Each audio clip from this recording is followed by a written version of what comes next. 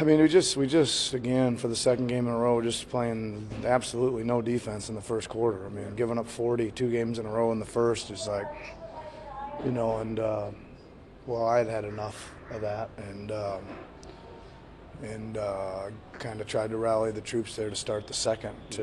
We're not going to play this way, and they responded and played great. I thought the defense was really, really good from most of that quarter, and then second half. You sort of said you needed to get more from guys like Chris and Pat off the bench, and certainly tonight, the way Pat defended Booker and Carter, what do you think of the job he did there? Yeah, I mean, obviously Chris was great, right? He had a career game, which is great because he bounced back out of a little bit of a stretch of doldrums there and made some unbelievably good plays.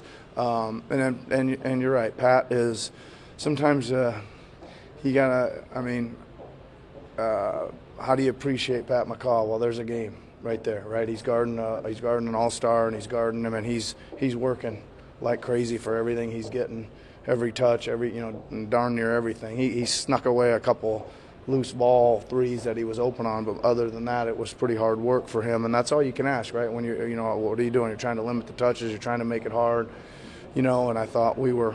And I liked it. I thought we were putting him on the line a lot. I didn't mind that. At least we were standing in there and not backing away and giving the rim up and things like that. So a lot of credit to Pat. I mean, Pat gets 5 points, but he has a hell of a game there. And the big drive late, right? The 2 of the 5 he had were really crucial.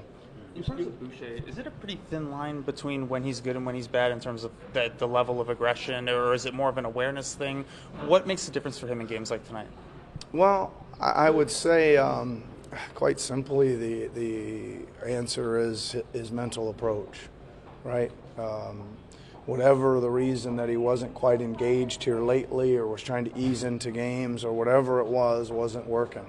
And you could see from the second he hit the floor tonight that he was done with that, right? I think the first possession he blocked the shot, got a rebound, just like was or 2 or 3 offensive rebounds on the same play, and he was all over the place, right? And so obviously he had his mind right going in there with the intensity that he needed to play at, and well, I think everybody needs to play with intensity when they hit the floor, but probably especially young guys and guys off the bench and all that kind of stuff. They really have to bring a level of jacked up energy when they come in, and you can see that with him tonight, and it just carried it all over the place.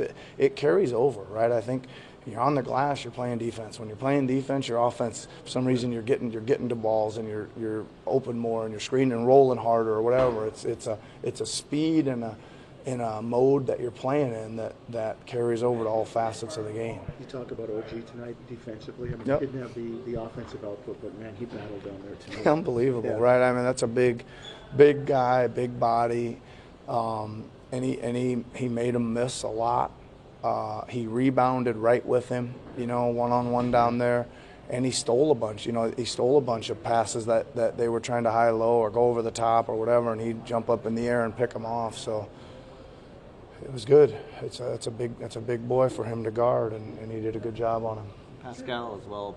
People went a little overboard, concerned about a couple tough games for him. Is that tonight more what you expect? Yeah. I mean, he wasn't very good to start either tonight, right? He was kind of leading the charge of the non-defensive mentality, I think, but he snapped out of it and he started playing, and he just again.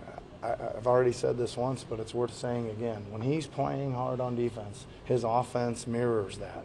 He starts playing better decisions, quicker decisions with more pace downhill, all those things. And I think when he's got it in a lower gear, let's say on defense, he also was out of rhythm on offense. So good to see him back and moving and flying around, and then getting rewarded at the other end as well. Feel good to get a reward, get a win as a reward. I know that you haven't played particularly well, and Yeah. you're starting a long trip. But Yep. does it ease the mental aspect Well, of it a bit? I think so. I think Doug, you're right. We like the Denver game. We've tried really hard. We didn't play very well, didn't shoot it very well, but we had energy and we were trying, and we just couldn't quite provide enough against a team that was playing really well. And some of those other, like the Charlotte game, again, didn't play well for a long stretch, but dominated the fourth, right? We had our chances there to win that one. So it's not a million miles away, right? There's some good energy, there's some good spirit, there's a high try factor. But to answer your question, yeah. I mean, when you lose a couple in a row or 3 in a row, it changes the mentality to get a W. And now hopefully again we get some guys back and we can build from this springboard us into the next one.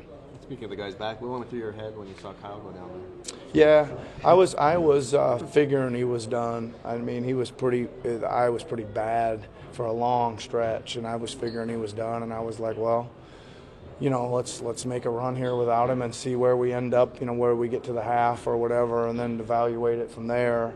And he wasn't very good at the half or even the start of the half, because I was standing there talking to him before the third quarter started, and he was like, I can't really see out of this eye. But I think it was kind of getting more where it was opening up, and while he obviously, if not, he's a pretty good one-eye shooter. Chris, you took him out there for a little bit in the fourth quarter. Was that just because he'd played so many minutes straight, or did you just like the look of going back to Pascal, OG down the stretch? Yeah, well, they started going really small, and my main thinking there was I really wanted them to have to guard Pascal with either Saric or Ayton, right? And him or OG, one of the two. I didn't want to have to. I mean, when they put the big on Chris, the offense is going through. You got to run that screen and roll because everything else is a switch, right? So you're not getting much out of the switch or the screen and roll with everybody else. So it was good to do it, and I thought we kind of rolled the dice there late and put Chris out in the corner and let Pascal screen anyway, and but we still attacked and turned the corner on the switch and made some plays doing it that way when he did come back. If any of that made any sense, what I just said.